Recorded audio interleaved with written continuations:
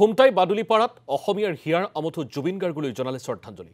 ৩৭ number ৰাষ্ট্ৰীয় ঘাইপথৰ কাষত সহস্ৰজনে গালে জুবিন গাৰ্গৰ অন্যতম প্ৰিয় গীত মায়াবিনী ৰাতিৰ বুকুত। বাদুলিপাৰাৰ জাতি ধৰ্ম বৰ্ণ নিৰ্বিশেষে হিয়াৰ আমঠু জুবিন গাৰ্গলৈ জনালে গভীৰ শ্ৰদ্ধাঞ্জলি। লগতে সৰ্বধৰ্ম প্ৰাৰ্থনা অনুষ্ঠিত কৰি জুবিন গাৰ্গৰ আত্মাৰ সদ্গতি কামনা। শীঘ্ৰে চৰকাৰক প্ৰাণৰ শিল্পীগৰাকীক ন্যায় প্ৰদানৰ দাবী উপস্থিত জুবিন অনুৰাগী।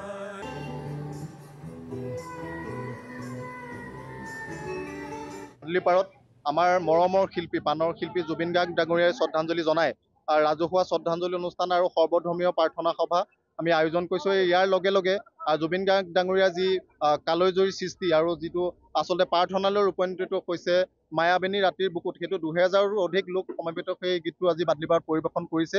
আৰু আমি এই মহান শিল্পীগৰাকীকে আমি সমূহ বাদুলিপাৰবাসী ৰাইজে শ্ৰদ্ধা জনাইছোঁ আৰু তেখেতৰ আত্মাৰ চিৰশান্তি আমি কামনা কৰিছোঁ। বাদুলিপাৰত আমাৰ মৰমৰ শিল্পী